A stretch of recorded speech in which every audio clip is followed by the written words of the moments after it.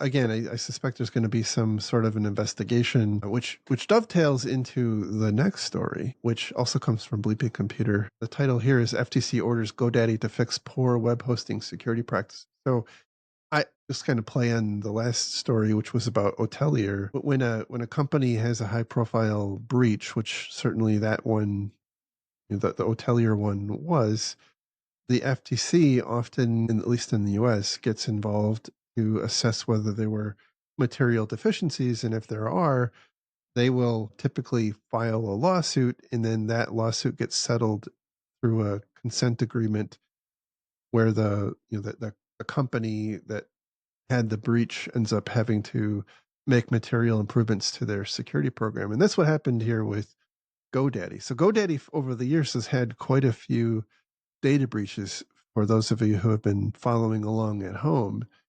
And following one of the most recent ones, the FTC got engaged and they sued GoDaddy over their security practices. And they just recently reached an agreement. And the agreement, by the way, is linked in this article, which you can find a link to the article on our website at defensivesecurity.org. It contains about 10 pages. The whole document is about 14 pages long, but about 10 of the 14 pages are just chock full of specific individual requirements that GoDaddy has to implement. Things such as they have to implement and maintain a centralized system component inventories, including hardware, software, firmware elements. They have to track out of date and vulnerable versions of software. They have to implement a SIM. They have to conduct regular risk assessments. They have to engage third-party assurance partners, basically third-party auditors. So they have to disconnect anything from their network that is end of life. And I guess there's a little out that says unless they really can't do that, they have to implement some sort of mitigating controls. But what struck me is like that this touches almost every aspect of security, and it kind of leads me to wonder what the heck was going on there. And then I got to realizing, like, I remember all of those GoDaddy ads, and they're probably spending all their money on commercials, not on Look, security. pretty girls doing softcore porn for your ads are not cheap. That's true. It's very true. I was also thinking, in all seriousness, we often talk about, hey, what is due diligence? Like, what is the level of security that a various government agency with regulatory power wants you to have to prove that you're running a well-run program? I feel like this is a pretty good list. Now, obviously, it's specific to GoDaddy's failings, but I think if you're a going concern, you could look at this and say, if we're not doing any of these things, these might be table stakes that the FTC wants us to be doing, or we could get in a lot of trouble. Yes. Because there's a lot of like, now the next thing I think about is, okay, you could have a SIM, but how well run is that SIM? You could have an asset inventory, but how accurate is it? You could have vulnerability management, but then it gets into the efficacy and how well those things are executed and run, and how well they're being managed in the care and feeding. The risk of something like this is GoDaddy could go buy a bunch of stuff and install it and then never touch it, which is the downside. But at least gives you an idea of what the government thinks of as reasonable security for a company this size. Yeah, it does. There are some prescription. It doesn't just say, you have to go purchase a SIM. It does say that you have to enable monitoring, analysis, and investigation and reporting of unlawful or unauthorized system activity. So there's a little bit of prescription in there. And obviously, if you don't follow the order, I mean, the company basically here is making a legal agreement that they're going, as a result of that lawsuit being dropped, they're agreeing to do these things. And so if they go back on that agreement, that's going to cause them, GoDaddy, a lot of problems, or really any company that's in this kind of situation. But I will say, I've been in many audit situations over the years, and even with internal audits, and to some extent external audits, and I've also been in regulatory audits.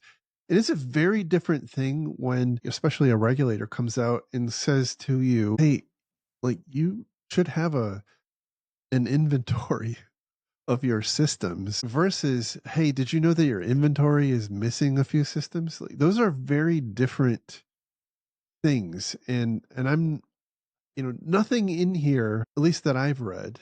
I haven't read every single word on the pages, but nothing in here was like, you have a thing and it could use some improvement. It was like you're lacking that thing. Yeah.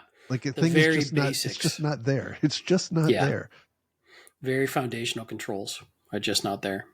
So I can't guarantee that if, like what you said, that they go off and they spend a bunch of money and kind of put a veneer on it and then have a similar problem.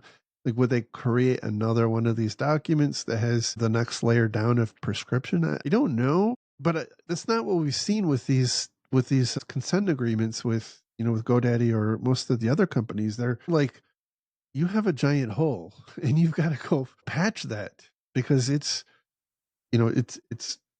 bad. I don't recall ever seeing like, you need to improve the effectiveness of this thing that you have in place. And so to your point, I think this is a really good roadmap of what the FTC would expect you to have because it's pretty comprehensive. It doesn't deal with a lot with like development processes. And so perhaps there's maybe some other government agreements that we could look at to fill in that aspect. But like from an infrastructure standpoint, this is quite comprehensive. It feels like there wasn't a lot in place, which is, Yeah, I agree. unfortunate if you were a GoDaddy customer. GoDaddy put out an interesting statement, though, quoting GoDaddy has a long history of offering innovative products to our web hosting customers. We are focusing on protecting our customers' data and websites. We invest significant resources in technology tools and talent to help safeguard systems and information. We are constantly improving our security capabilities and have already implemented a number of the requirements in our settlement agreement with the FTC. Notably, the resolution of this matter includes no admission of fault and no monetary penalties. because that makes it all okay. Mm-hmm. Makes it all So okay. that always cracks me up. Like, we didn't do anything wrong. However, we're going to do all these things that they told us to do. But we Well, I didn't do mean, anything wrong. so look, at the end of the day, they were the victim of a crime, but they their bank was robbed, but they didn't lock the door to the bank, or they didn't lock Yeah. the vault. Yeah. You bring up, like, this is the argument we constantly have, on this show. And then, in my head, it's like, they were the victim of a bad actor. It's not like they were committing internal fraud or they were, embezzling, or like a bad actor came and molested them. So there's an aspect here of sometimes InfoSec, we often blame the victim because, wow, they were just so stupid not to do X, Y, Z. But So this is the, I think the reason the FTC gets involved is because there's either an explicit or an implicit assertion by that company to the public that they are doing the security thing, mm-hmm.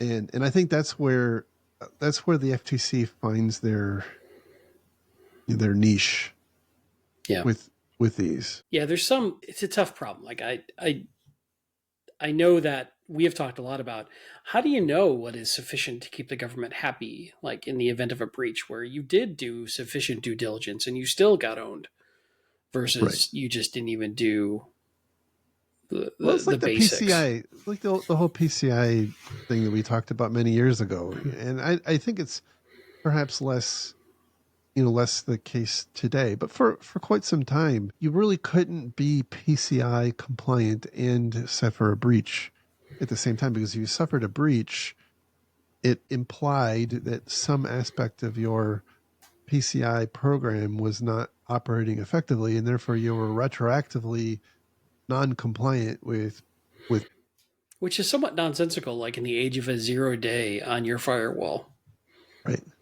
Right. So in the article here, it does say the FTC says the Arizona-based company, which is GoDaddy, claims of reasonable security practices also misled millions of web hosting customers because GoDaddy was instead, quote, blind to vulnerabilities and threats in its hosting environment due to its failings to implement standard security tools and practices. And that's the core of why the FTC went after them. It's basically misrepresenting themselves in the marketplace. Not that they were necessarily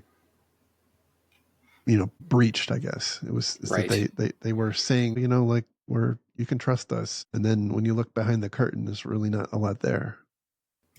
It's like they lied on the online dating profile. Which never, never happened.